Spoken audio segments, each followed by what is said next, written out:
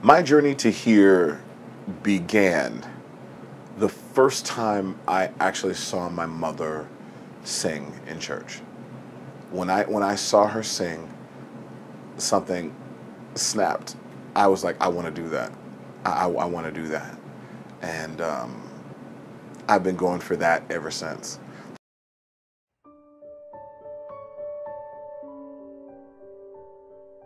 And I didn't know how I was going to get into college. And I was in my mom's class, and I was helping out her tenors. And Dr. Carter from the music department came along, and he heard me sing, and he said, "Who's that kid?" And my mom said, "Oh, that's my son."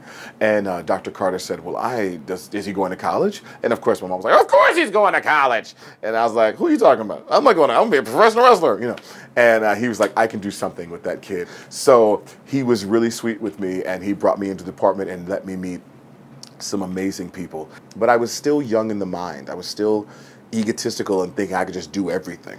And I get to the theater department, and I'm just flailing.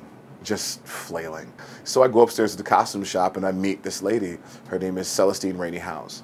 And I'm up there, and she's sewing. I'll never forget it. She's sewing, and she's just letting me just talk. I'm this and I'm that, and how come they don't understand what they've got here? I'm gonna be. And she said, "You know, you're probably right.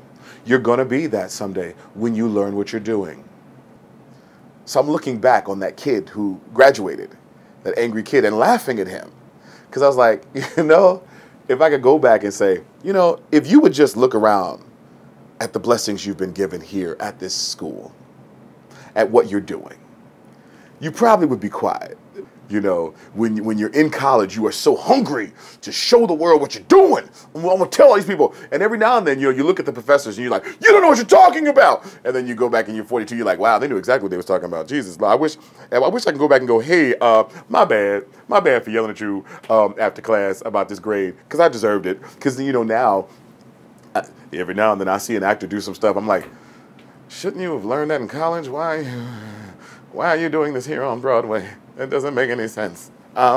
Is somebody going to tell him something? Or are we just going to let this happen? Okay, I guess we're going to let this happen? All right, fine. You know what I mean?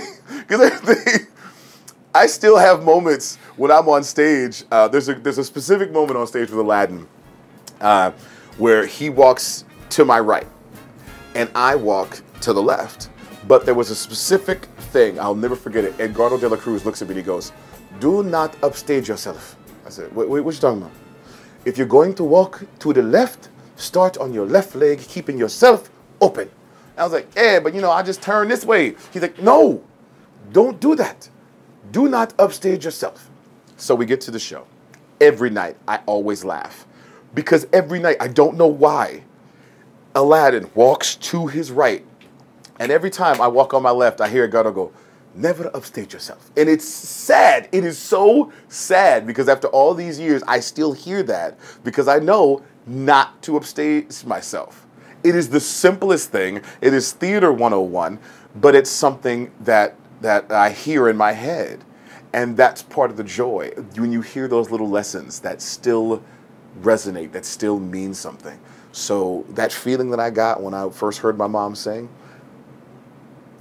that journey has stayed with me all the way up to last night being on stage.